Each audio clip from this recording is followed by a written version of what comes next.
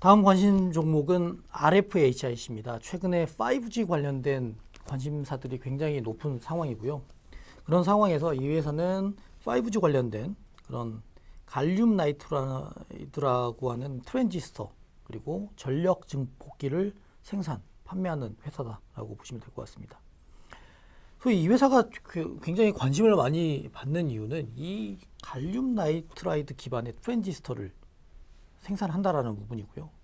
이 갈륨 나이트라이드 트랜지스터의 필요성이 무엇이냐라는 부분에 대해서 조금 살펴볼 필요가 있을 것 같습니다. 갈륨 나이트라이드 기존의 그 트랜지스터는 대부분 실리콘 베이스로 생산을 했었습니다. 근데 5G를 도입했었을 때 고사양의 증폭기 수요가 확대될 수 있는 그런 여지가 있습니다. 기존 실리콘 베이스 트랜지스터의 경우에는 열에 대한 전도도가 굉장히 낮고요. 또 하나는 고주파수 대역에서는 신호 안정성이 떨어지는 부분이 있습니다. 반면에 갤륨 나이트라이드 트랜지스터의 경우에는 이를 해결할 수 있다는 점 때문에 5G 투자했었을 때 이 트랜지스터의 적용이 확대될 수 있다라는 부분이고요. 특히나 이 회사가 또 관심이 가는 결정적인 이유는 그 중국 화웨이 쪽 관련된 물량들이 크게 늘어나고 있다는 부분입니다. 소위 2015년도부터 이 파란색 쪽이 화웨이 물량인데요. 이렇게 빨리 16년도에 늘어나고 있는 상황입니다. 그 글로벌 통신 장비 시장 같은 경우에는 과거 삼성이나 LG 쪽에서의 영역이 최근에는 중국 화웨이나 GT로 좀 많이 넘어가 있는 상황입니다. 그만큼 중국 통신 장비 업체와의 거래가 중요한 상황인데 동사 같은 경우에는 나름은 화웨이 향으로 물량이 계속적으로 꾸준히 나가고 있다라는 부분이 굉장히 조금 차별화되는 포인트가 될 것 같고 향후 성장성 측면에서도 굉장히 좀 두드러질 수 있다라고 보고 있는 상황입니다. 그래서 이런 것들이 지금 5 쪽 관련된 고사양 증폭기가 수요가 계속적으로 증가되는 상황에서 또 핵심 기업인 화웨이 쪽 물량들이 계속적으로 늘어나고 있다는 부분 때문에 소위 5G 도입에 관련된 증폭기에서 이 회사의 매출 성장은 분명히 커질 수 있는 그런 부분 때문에 첫 번째 투자 포인트가 될 것 같고요. 두 번째는 어쨌든 방산 쪽 매출도 확대되고 있다는 부분입니다. 그 방산 매출은 동사 매출 비중에서 10%가 채 되지 않습니다. 그렇게 좀 낮은 부분인데 갈륨 나이트라이드 트랜지스터 마진 대비해서 3배 정도 수준을 차지할 정도로 고마진 사업이라는 부분이 굉장히 좀 특이한 점이고요. 그랬었을 때 이쪽 방산 매출이 좀 늘어난다라는 부분은 이 회사의 매출도 늘어나지만 영업이익률 개선에도 크게 도움이 된다는 부분에서 긍정적으로 보고 있습니다. 현재 LIG 넥스원에서 내년부터 양산에 돌입하는 그런 차기 대포병 탐지 레이더 사업을 기반으로 해서 2020년까지 어떻게 보면 좀 빠른 성장을 좀 보일 것이다 라는 부분이 이제 포인트고요. 16년도에는 대략 한 50억이 안 되는 매출에서 19년도에 그러니까 사실은 이런 방산 매출 같은 경우에는 그 대략적으로 뒤로 가면 갈수록 좀 매출이 많이 잡히는 부분이 있는데 이런 것들 때문에 19년도에는 대략 350억 수준까지 좀 올라가면서 전반적으로 매출 볼륨보다는 이익률 개선에 좀 크게 기여할 가능성이 있다라는 부분 때문에 향후 그 고마진의 방산 매출 확대도 긍정적인 요인이 될 수 있을 것 같고요. 사실 올해 이렇게 쭉 보시면 매출이 거의 정체가 됐습니다. 화웨이 쪽 물량이 늘었음에도 불구하고 이런 정체가 일어났던 배경 자체는 그 원재료인 칩을 공급하는 소위 크리사의 가동률이 현재 한계에 달했던 그런 부분. 그래서 사실 그 원재료의 공급이 제대로 수급이 원활히 지금 되지 않은 상황에서 매출의 정체가 일어났다는 부분이고요. 이런 것들이 18년 2분기 정도에 크리의 그 신규 라인이 증설이 완료가 되려는 상황이기 때문에 18년 하반기부터는 소위 그런 바틀렉도 해소가 가능하다라는 부분이고요. 이렇게 좀 나름의 공급이 원활해진다라고 하면 해외 고객사양 매출도 크게 증가될 수 있는 상황이기 때문에 이런 것들도 굉장히 좀 긍정적인 상황으로 보인다라고 보입니다. 다만 이제 액면 병합 이후에 재상장한 지가 지금 한 이틀 3일째 됐는데요. 사실 강한 상승 흐름이 나타나기도 하고 좀 변동성이 좀 커지는 모습입니다. 그럼에도 불구하고 기대감이 많이 반영되어 있는 상황이고요. 지금 뭐 봤었을 때는 예상 실적 기준 멀티플이 훌쩍 50배가 넘을 정도로 좀 나름은 조금 많이 지금 올라와 있는 상황입니다.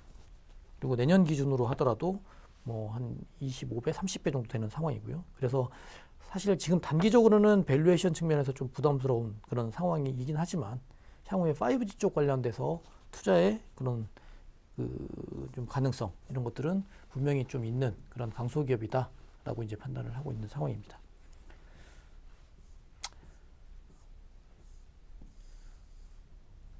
네, 다음 종목은 SD생명공학입니다.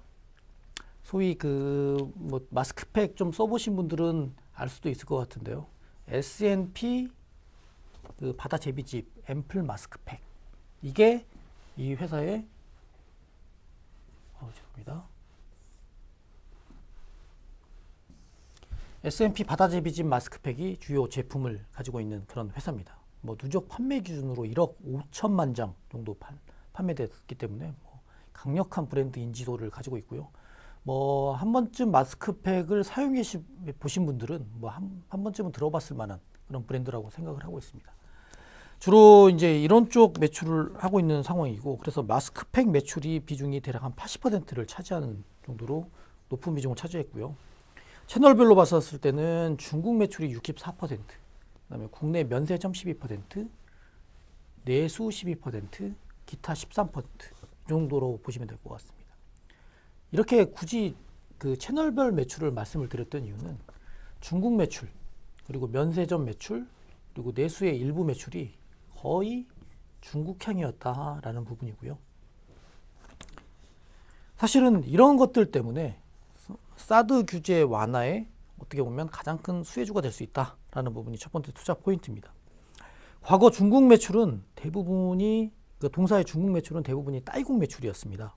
따이공 채널이 대부분이었다는 점에서 사드 규제에 따른 최대 피해주였고요. 그런 부분이 올해 1, 2분기 실적을 보시면 좀 여실히 좀 나타나고 있습니다.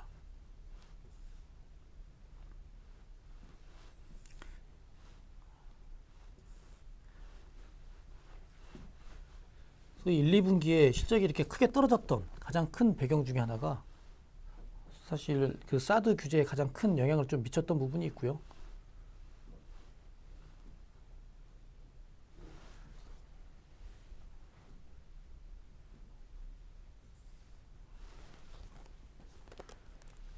반대로 생각했을 때 보면 사드 규제 완화가 된다라고 했었을 때 수혜폭이 굉장히 좀 클 수 있다라는 부분 때문에 내년 상반기 실적 기저에 따른 YOY 실적 모멘텀이 극대화 될 수 있다라는 부분이 투자 포인트가 될 것 같습니다.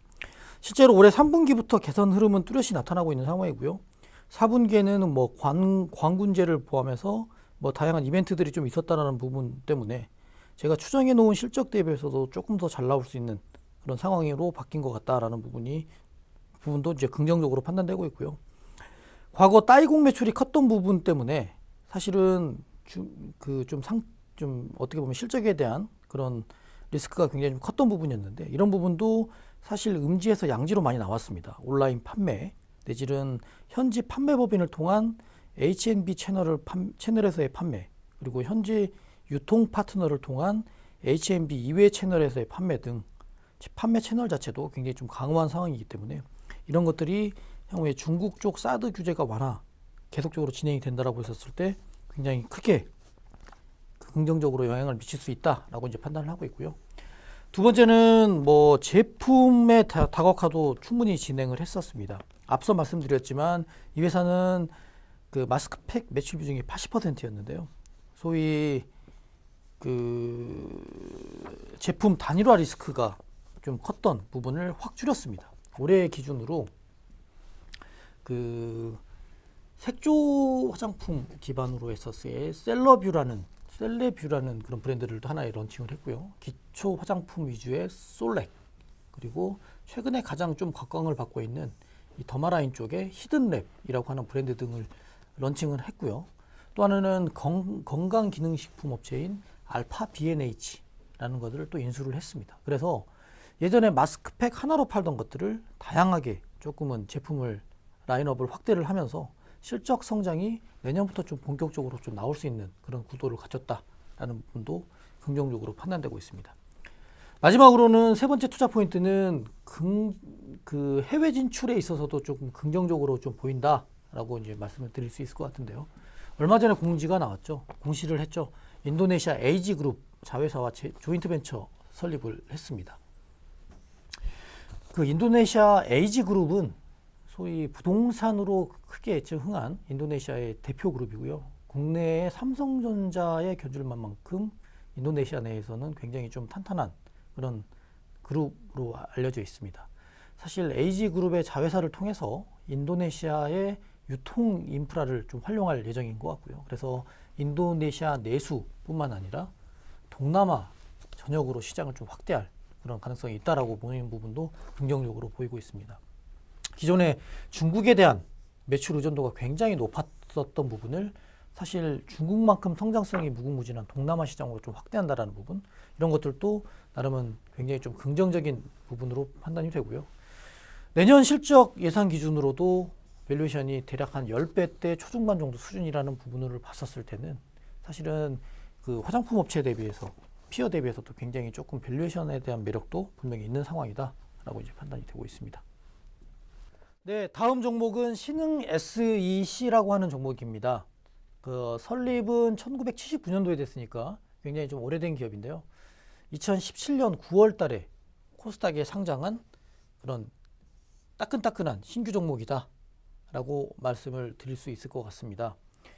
일단은 간략하게 회사를 좀 소개를 해야 될 것 같습니다. 이 회사는 2차 전지 쪽 관련된 세이프티 디바이스 제조업체, 주요 제품으로 보면 소형 각형 캡 어셈블리, 그 다음에 소형 원형에 들어가는 CID, 그리고 중대형 각형 캔, 그리고 스트립 터미널, 이런 것들을 생산하고 있는데요.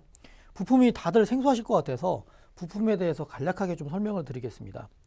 이 캡 어셈블리, CID 이런 것들은 어떤 거냐면요. 배터리 셀의 밀폐 그리고 과전류 발생했었을 때 배터리가 이제 폭발할 수 있습니다. 그래서 이 폭발을 방지하는 역할을 하는 부품이다 라고 이제 생각을 하시면 될 것 같고요. 이 스트립 터미널 같은 경우에는 소위 폴리머 전지의 전기 통로 역할을 하는 그런 부품입니다. 그리고 소형은 판매를 하고 있으나 중대형 폴리머 전지용은 현재 개발 중인 그런 상황이고요. 대부분 이런 소형의 경우에는 각형, 원형, 배터리도 마찬가지지만 휴대폰, 태블릿, 전동공구, 그 다음에 전기 자전거, 전기 자동차 이런 것들에 활용이 되고 있고, 중대형 전지 같은 경우에는 전기차, ESS에 활용되는 그런 상황이다 라고 보시면 될 것 같습니다. 고객사는 대부분 캡티브를 갖고 있는 삼성 SDI 매출 비중이 대략 한 90% 수준으로 굉장히 좀 높은 상황이고요. 각형, 원통형 매출 비중 같은 경우에는 SDI향으로 대략 한 90, 거의 100% 가까이 들어가는 그런 상황이고, 폴리머 같은 경우에는 거의 없는 그런 상황이다 라고 보시면 될 것 같습니다. 수출 비중은 대략 한 23% 선이고요. 신사업으로 중대형 폴리머 전지용 스트립 터미널 이것을 개발하고 있는 상황이고, 각형 및 원형 팩 모듈 사업도 시작해 놓은 상황입니다.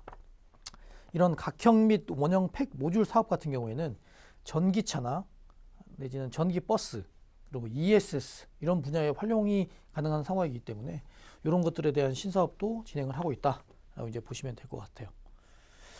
이 투자 포인트 위주로 좀 말씀드리겠습니다. 일단 캣 어셈블리 같은 경우에는 삼성 SDI의 MS를 70%를 차지하고 있습니다.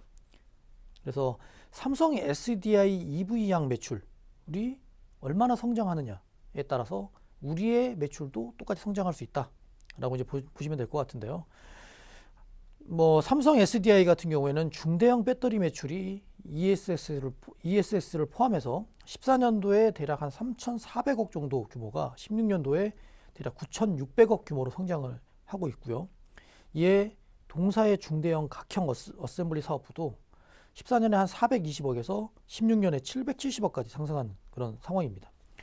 현재 SDI의 18년 중대형 배터리 매출액 수주 잔고를 추정해 봤었을 때 YOY로 대략 한 47% 가까운 그런 그 성장이 전망이 되고 있는 상황에서 동사 역시 18년에도 충분히 수혜가 가능한 그런 상황이다라는 부분. 그래서 첫 번째 투자 포인트는 고객사의 그 투자에 따른 매출 성장이 예상된다라는 부분이고요. 두 번째 투자 포인트는 중대형 전지 캡 어셈블리 사업의 캐파 증설 그리고 가동률 상승을 통한 마진 개선이 예상이 된다라는 부분입니다. 동사 같은 경우에는 15년도엔 중국 서안 그리고 17년도에는 헝가리 쪽 법인을 오픈을 했습니다. 17년 기준 월 330만 개 생산 캐파에서 18년도에는 대략 한 450만 개까지 상승할 예정이고요. 서한 법인, 중국 법인의 가동률 자체는 16년에 10% 정도 수준에서 17년 현재 한 35%까지 좀 올라오는 상황이기 때문에 이런 부분도 조금은 긍정적으로 보이고 있고요. 계속적으로 가동률의 개선은 좀 진행될 가능성이 있다라고 보고 있고, 헝가리 법인 같은 경우에도 18년 6월 양산을 목표로 해서 향후 라인이 지속적으로 추가될 예정이다라는 부분도 긍정적으로 보이고 있는 상황입니다. 세 번째 투자 포인트는 일단은 폴리머 전지 스트립의 국산화가 진행되고 있다라는 부분이고요. 올해 4분기부터 고객사에 소형 폴리머용 스트립 터미널을 공급할 예정이다라는 부분이고요. 중대형 스트립 터미널 같은 경우도 현재 개발을 마친 상황이기 때문에 신규 매출처 마케팅을 진행을 통해서 계약 가능성이 굉장히 높은 상황이다라는 부분 때문에 신규 사업에 대한 그런 기대감들도 충분히 가지고 있는 회사다라고 보고 있습니다. 마지막 투자 포인트는 그 소형 원형 전지 부품인 CID 매출 확대가 기대된다라는 부분입니다. 소형 원형 전지의 경우에 사이즈업이 진행되고 있는 상황이고요. 기존 18650 사이즈에서 용량과 출력이 훨씬 높아진 21700 사이즈로 전환이 되고 있습니다. 동사의 21700 사이즈용 CID 개발이 완료가 된 상황이고요. 그래서 중국 및 국내 배터리 업체 중심으로 투자가 진행되고 있는 상황이고, 향후에는 전기차 ESS 시장에 대응이 가능할 수 있는 그런 상황이다라는 부분 때문에 긍정적으로 보이고 있습니다. 다만 조금 지금 가격은 부담스러울 수 있는 상황이다라는 부분 때문에 주가가 조금은 지지부진한 흐름을 보이고 있는데요. 내년 기준, 그러니까 올해 기준 멀티플이 지금은 이거에 지금 자료가 조금 나온 지가 돼서 좀 변했긴 했고요. 현재 시총이 어제 기준으로 대략 한 1586억이었고 17년 저희가 예상하는 순이익이 72억 원이다라고 했었을 때는 지금 20배대 초반 정도의 멀티플을 받고 있는 상황입니다. 뭐 어느 정도 2차 전지 업체의 멀티플이 한 20배 정도 수준이기 때문에 뭐 거의 비슷비슷한 수준이기 때문에 뭐 추가적인 이런 것들과 비교했었을 때 상승 여력은 조금 낮을 수는 있지만, 내년 실적이 이런 신규 사업 진행 그리고 마진 개선 그리고 기존의 캡 어셈블리의 그런 성장 이런 것들을 감안했었을 때는 뭐 10배대 언더로 좀 떨어져 있는 상황이기 때문에 충분히 조금은 업사이드를 좀 가지고 있는 상황인데, 현재 가격 자체로 봤었을 때는 조금은 부담스러울 수 있는 그런 주가의 위치에 있다라는 부분까지 정리해서 말씀을 드리도록 하겠습니다.